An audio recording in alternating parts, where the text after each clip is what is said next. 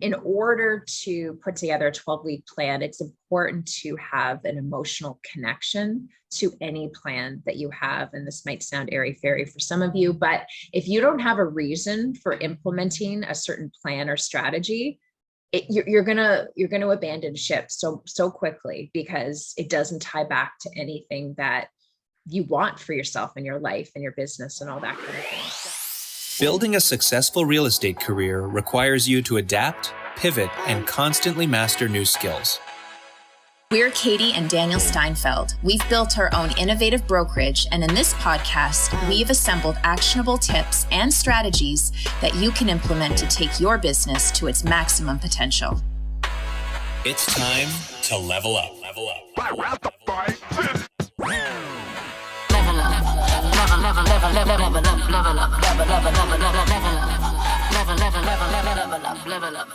Hello, one and all, and welcome to another episode of Level Up. I am Daniel, as always, with Katie, here to blow you away with a ride through the wonderful world of real estate. Welcome. Welcome, one and all. So today we are talking about a book that we reviewed in one of our team meetings. It's something that we wanted to share with you guys because we thought it was a really interesting concept that we're now implementing for our agents in terms of goal setting. And yeah, we just want to kind of go through it with you guys, and hopefully it can help to create your own plan for the coming next little while. I like how you gave a good long preamble there without mentioning either the name of the book or who wrote it. I know. So people, and we'll tell you the name of the book at the end of the episode. Is that the tactic that we should use? Well, I mean, the whole concept is what the title is of the book. So I think we should probably say it now. Yeah, it doesn't really. It might become a bit of a challenge. There's not much to the imagination if we don't say the name of the book, because we'll be saying it in. Anyway, it's called The 12-Week Year. Mm-hmm. And it's a book by Brian P. Morgan and Michael Lennington, in case anybody wants to know. And it's also available in audio. As I'm sure everyone on earth who says they read is actually going to, quote unquote, read it with their ears. Read with your ears, folks. We're not judging. This is what we've become in our society as book listeners. I actually heard somebody, I was listening to the radio earlier, it was yesterday, and they were interviewing somebody who was talking about all the books he read. And then he said at the end of it that he listened to he hadn't read a single book, but he refers, people refer to reading now as listening, it's just it's synonymous. So this was a book that has been read, and we encourage you all to read it. Yep. Yeah. And so the whole idea is just about condensing your goal planning into smaller timelines. Basically, the whole idea, and I think a lot of us have experienced this in the past, where you've set goals for the coming year, and a year is a long time, and it's hard to remember them. It's hard to identify the tasks that you need to do on a weekly or daily basis, because a year is so far out, and we get into our heads and we think, oh, well, we've got plenty of time to do this. And then we get to December, and sure enough, a lot of those goals have not been accomplished. Yeah, it's kind of like we take our annual plans now and we just depreciate them as the year goes on, and they become a 12-week plan, but it's a year's worth of goals because you didn't do anything for 3 months or for 9 months. So yeah, this is the concept we've been implementing in our annual planning. We've talked about it in past episodes, the idea of breaking down a bigger idea into something smaller, but rather than taking what has been our annual planning process and breaking that into smaller ideas, it's getting more specific, tighter, and from that, allowing you to really focus, like you said, on the day-to-day rather than the quarter-to-quarter or the month-to-month. I think the more you're able to drill down what you're doing in real time, the more likely you are to do it. Yes, exactly. And I mean, I know for myself, I'll set out an annual plan and then I put it away somewhere in a drawer and never to look at it again. And so this sort of a planning strategy, pretty much forces you to look at your plan every single day, which is great. Because if you were to do that for your annual plan, I think even doing that small move would probably help you to achieve your goals a lot better in the year. But the idea here is 12 weeks is essentially a 1 year, according to this book, which I really like. Think about how much better we're going to age now. Like, I'm only going to get 12 weeks older in the face, but it's a year. So, oh, I was looking at it the opposite way. Like, oh, damn. Well, it's like, there's like four years and 1 year. But yet we only age a year in that time. So like by the end of this, you're going to be like 300-400 years old. You'll have lived a lot of lives. So that is true. So if you're not already motivated to implement this, use your vanity as a reason to do it. Yeah, but this is going to be something we elaborate further on in an upcoming goal planning session that we are going to be doing in mid-November. So stay tuned for information on that. So if you feel like, oh my God, this is a lot of information, I don't know how to implement this, don't worry. We're going to lay it all out for you and provide the resource to work through it with us. But this is kind of just an introduction to the whole idea and kind of get you thinking about what this could look like for you and your business. Yeah. So the premise behind all of this is, I think, even though it's putting a lot of stuff in front of you, it's simplicity. And it's getting your mind in a place where you can actually be confident in achieving things. Because that's one of the real pitfalls of goal setting. And when you do it on a longer term, the goal and the objective by default feels farther away. And when it feels farther away, it feels tougher to achieve because it's not right in front of you. And the more you're able to tighten up the process into 12 weeks, and then like we're going to talk about even smaller chunks than that, and actable, if that's a word, tasks, the more you're able to see the achievement in real time. And that's motivating to actually getting shit done. Yeah. Exactly. So there's a couple things it talks about prior to getting into like the nitty gritty of doing your own 12-week plan. And I don't know, I can't remember, have we touched upon this, the emotional cycle of change in one of our podcasts? Because we've talked about it in our team meeting and I talk about it continually with our agents, but I'm not sure if we've touched on it in the podcast. So if we have, sorry for repeating ourselves. That makes me feel better knowing that you've listened to all of our past episodes, but if not, this might be a new concept for you. That would make me really happy if someone sent us a message and was like, you mentioned this in like episode 73 and I want new material. You know what? Cool. If you've been with us that long, then. Yeah. But I mean, sorry for repeating. Yeah. We've coined this chart, the emotional cycle of change, like the best chart of all time. And I honestly believe that. I always think of this chart pretty much every day because I go through the same struggles every day with like the things I'm trying to implement. But the whole idea is that there's four components of change. And you kind of go through it and it's kind of like what do you want to call it? Like a U a little bit with is it that called a parabola? Is that what they're called? Really? I don't know. Remember, like with like math, like x equals something, but it's the other way. It's more it's an opposite parabola. It's a valley, not a mountain. For those mathematicians. Yeah, it's a valley, pretty much. You mathematicians out there. Mathematicians. Anyway, so step one, and this is one that we all know, is uninformed. We can have lots of fun. Okay, so you have an idea. This is where it starts, okay? An idea for your business. Step one is uninformed optimism. So uninformed optimism is essentially you are so stoked to start doing this idea, super excited. It's going to be amazing. It's going to change your life. It's going to change your business. It is the best idea ever. And you're so excited. That is step one. And you have I'm going to preface this, even though you've already given step one. Steps 1 and 2, without question, are steps everyone listening to this has experienced. You've all experienced step one. Anytime you get a new idea, anytime you're about to embark on a new strategy, when someone gives you something, you hear an idea, whatever it is, you join the industry and you're pumped. That's what step 1 is. And it's deliberately called uninformed optimism because you're optimistic, but you also don't actually know what lies in front of you fully. Exactly. So if we can give like a concrete example, like let's say you want to start incorporating video into your marketing. Like you're super excited. I'm going to have all these videos, going to have got videos for buyers, videos for sellers. It's just going to be all video and it's going to be amazing. So that's, and I'm going to have 10,000 subscribers and it's going to lead it. I'm going to be getting 15 leads a day. And the real problem I have is managing all these leads and finding places to store all the cash I'm going to make. Right. Okay. That's step one. That's step one. Step two, you go into what's called informed pessimism. So informed pessimism is sad.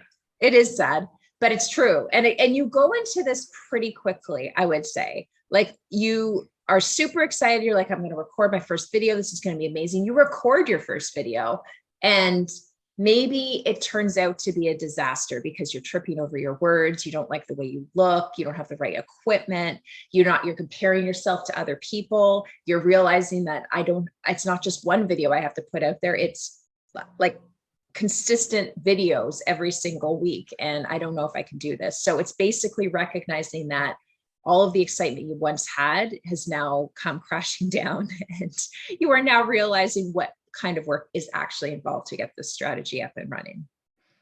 Yeah. And I mean, think about the words. It's really deliberate when we go from uninformed optimism to informed pessimism. What that tells you is the moment you learn reality, it punches you in the face with some negativity.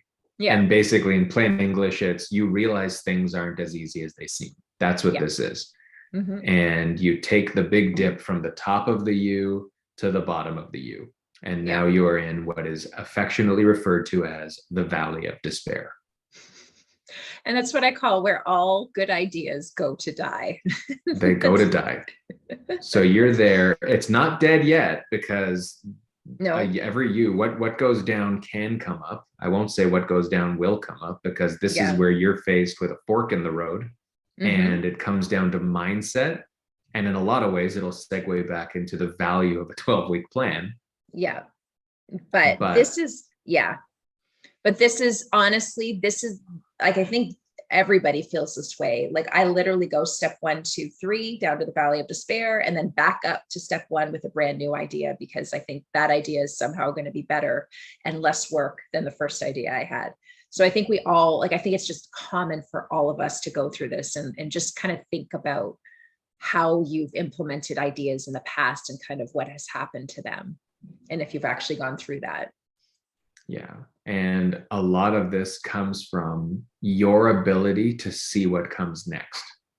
Yeah. And to have a vision of what comes after this valley. And like you said, it could go in either direction. You can see this is hard, this sucks, so I'm going to revert back to step 1 because this didn't work. Or you can say, this is a logical part of the process. This is the cycle that I knew I signed up for. And if I keep plugging, I get to go to the next steps, which inevitably will return on the right path to where I was aiming from the beginning.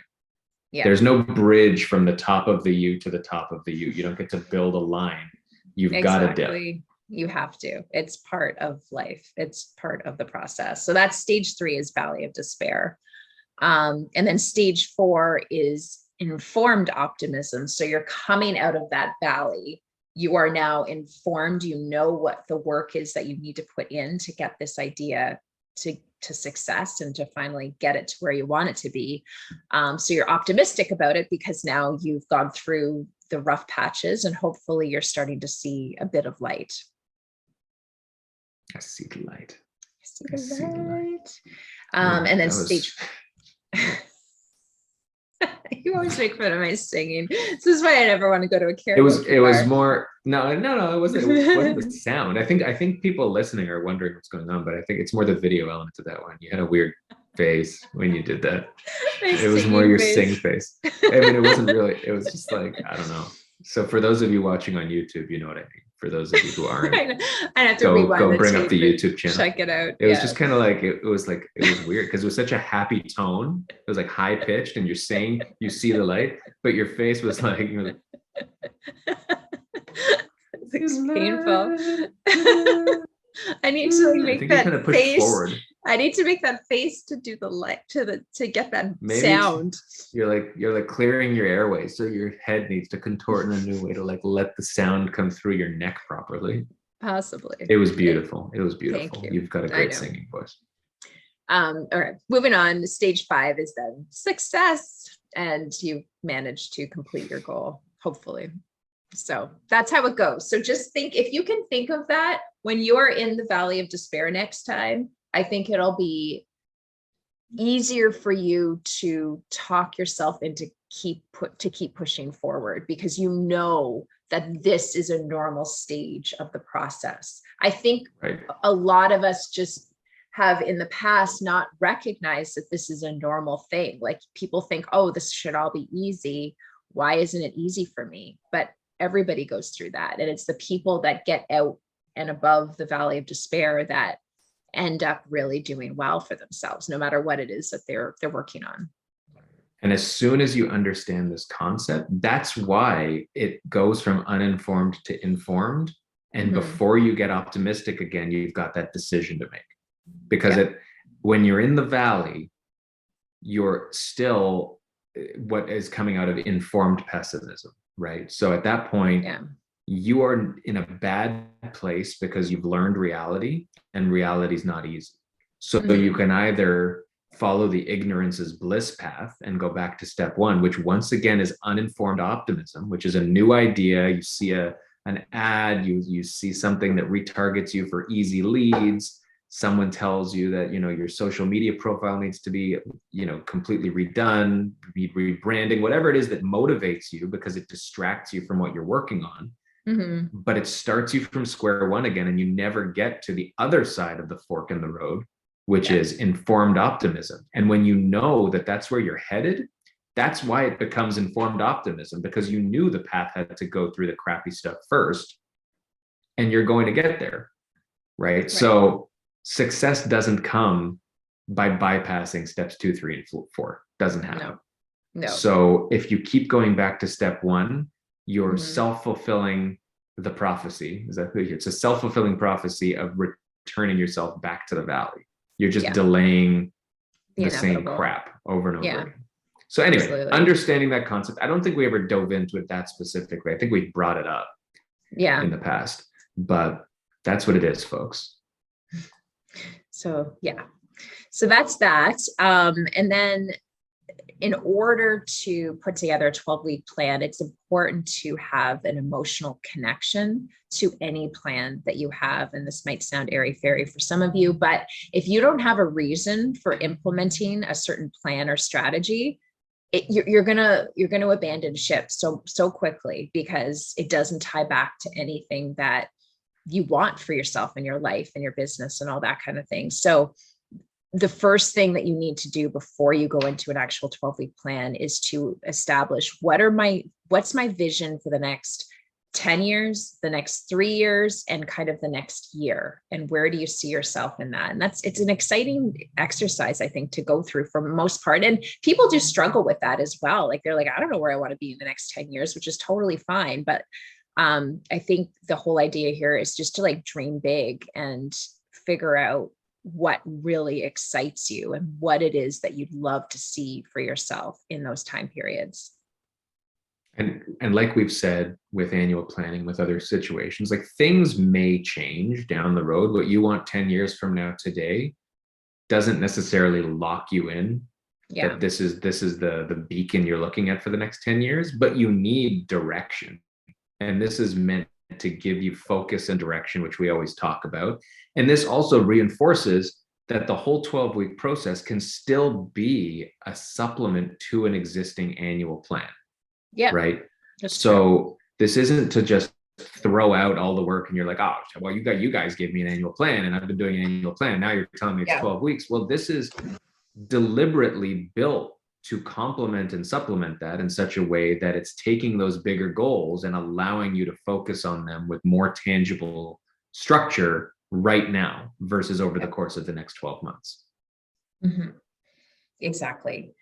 So that's kind of step 1. And then step 2 is starting up with your 12-week plan. And I think the challenging part is you only can choose two to three things that you want to accomplish. So you can't say, okay, I want to do 10 things in the next 12 weeks, because that's just impossible. So it's really about prioritizing. And I'd say for me, that was probably the most challenging thing, because I had more ideas in my head. But now I can say, looking back, and like, we're like 5 weeks into our plan,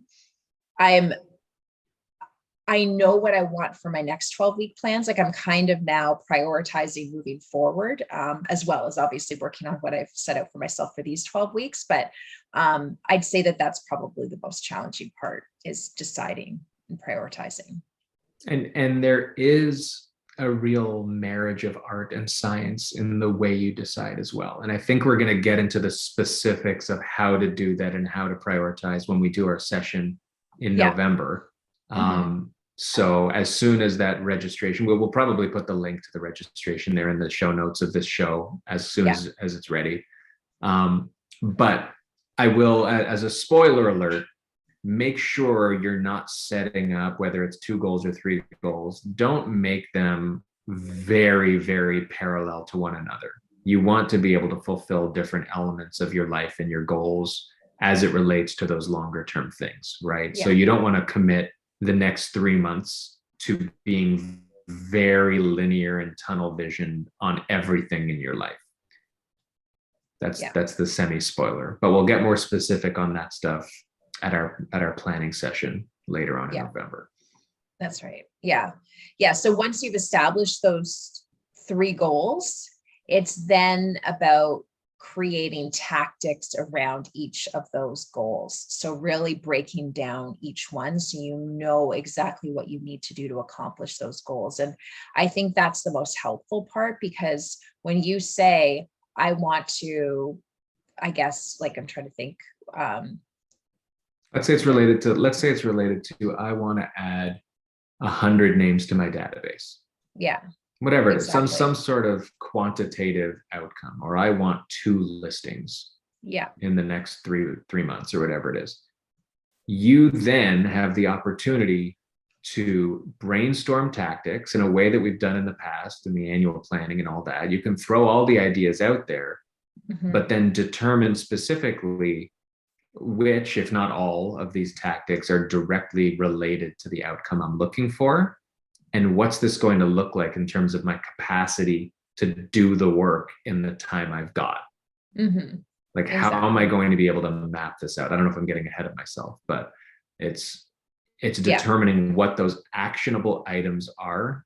It's not, when we're talking about airy fairy, and when you said airy fairy, I thought about Tom Fairy, because I've got the specs on today.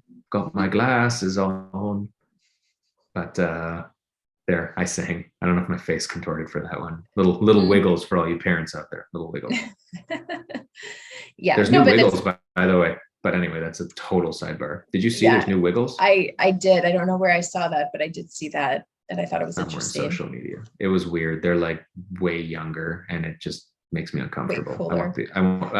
You'd think the older wiggles would make me uncomfortable, because it's like a bunch of older people with children, But isn't there like still one of the existing ones, at least, that are still there? Like, what's this, Simon or something?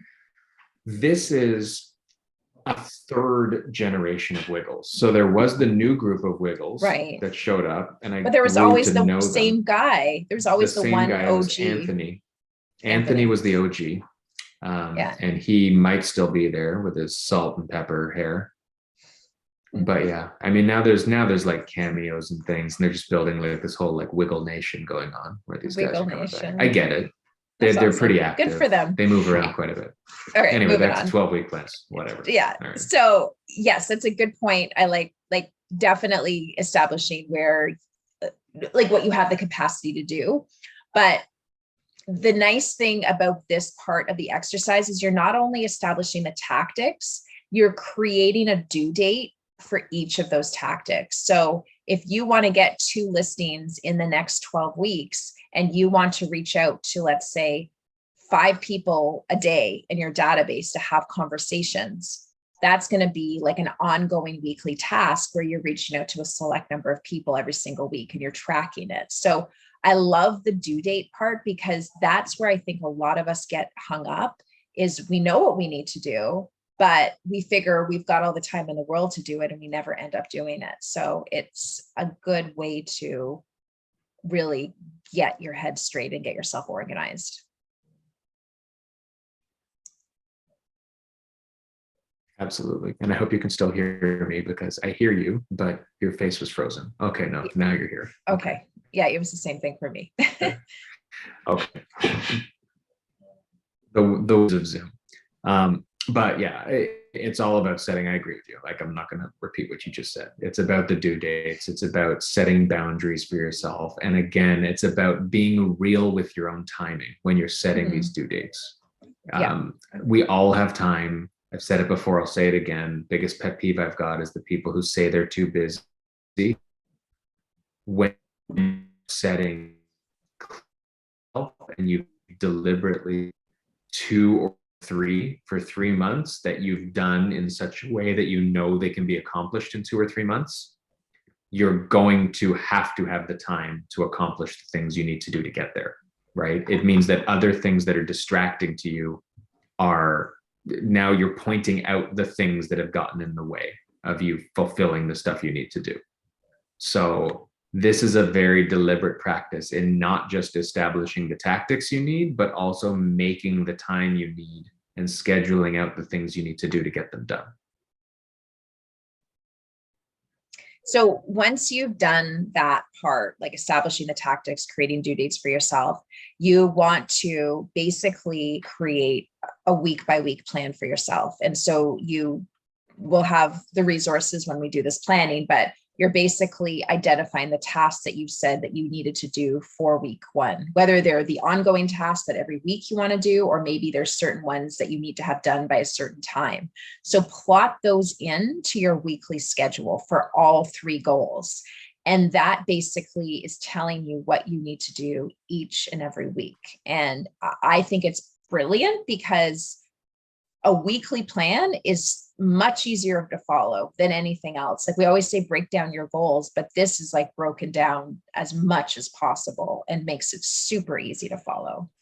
It's 2 points that come from that too. One being, you are very likely working on these goals simultaneously. It allows you to follow your plan in such a way that it's not, I can't focus on that goal till I finish this, unless for whatever reason one is tied to the other.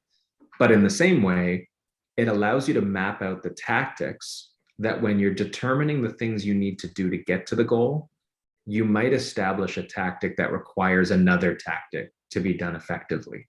Right. So, you know, if it is something to do with video, let's say, and like I need to put the video on YouTube is a tactic. Well, maybe there's the establishment of how do you make the video first. That will take the first few weeks. Right? Or like getting the equipment or storyboarding or whatever it is you determine is necessary to lead into that thing. This practice will help not just lay out what you need to do, but the order in which it needs to be done, which will feed into your week by week plan as well. Yeah, exactly. Yeah. And then finally, the other part of this is making sure you're scoring yourself every single week. So take a look, track what you're doing, and see how well you do. And the important thing to recognize here is that you're not going to get 100%. And it's funny, I went through the cycle of change with this 12-week plan, because week 1, I did virtually everything I wanted to do. I was like gold star, 100%. I'm amazing. Week 2, I did 2/3 or maybe a half of what I had established I wanted to do for that week. So it just kind of shows you, but I kept going, and, you know, slowly I'm getting back up there, but you're going to have weeks where you might fall down. You might have weeks where, you know, the kids get sick, you get sick, maybe a client needs you more than you had expected, whatever it is.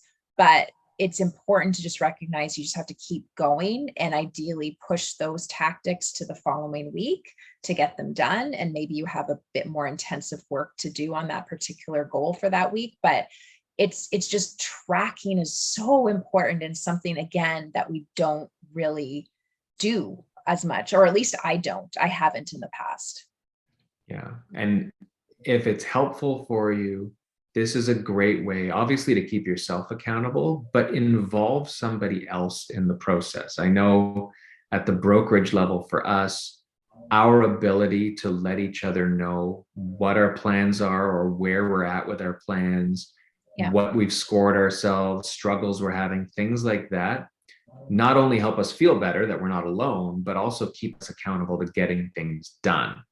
And it becomes hard, or it becomes a bit of an excuse if you fall into the trap of consistently pushing the goals, right? Like what you said is accurate. Like you're not going to be able to do things. And if you get, what was the target score you want to be able to do every week? I think ideally like 70 to 80% is kind of where you want to shoot for.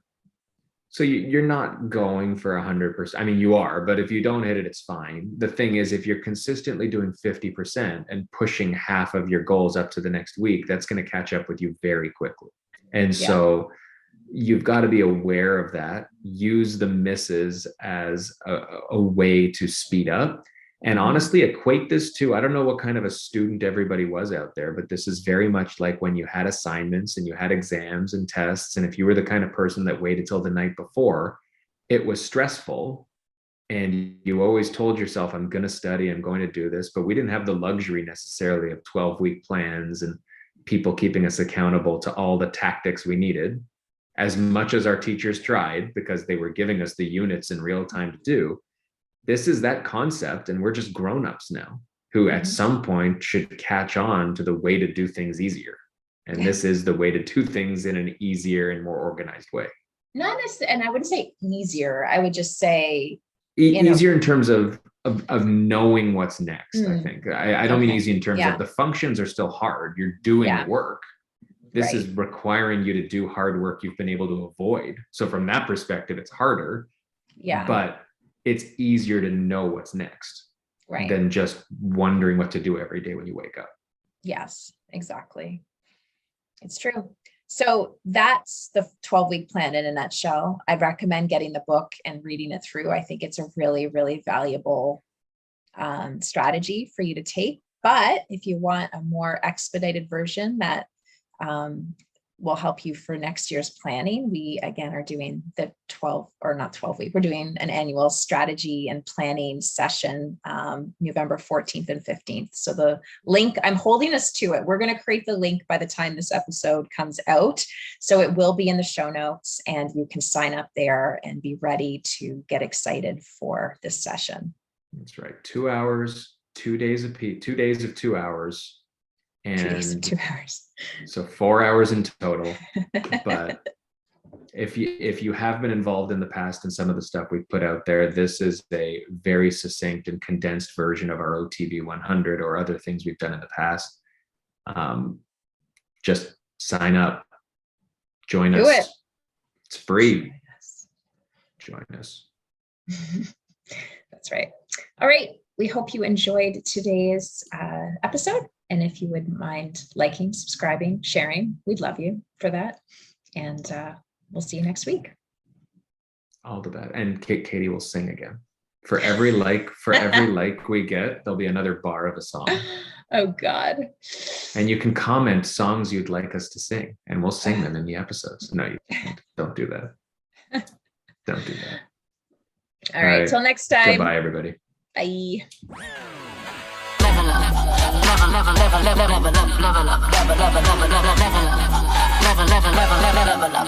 Level up.